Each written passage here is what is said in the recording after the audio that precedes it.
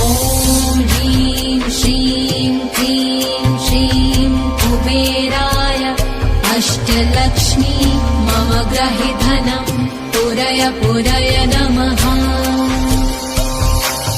ॐ ह्रीं श्रीं क्लीं श्रीं कुबेराय अष्टलक्ष्मी मम ग्रहे धनं पुरय पुरय नमः।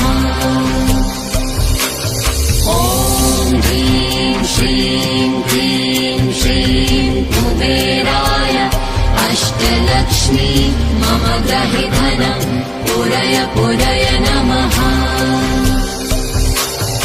ॐ ह्रीं श्रीं क्लीं श्रीं कुबेराय अष्टलक्ष्मी मम ग्रहे धनं पुरय पुरय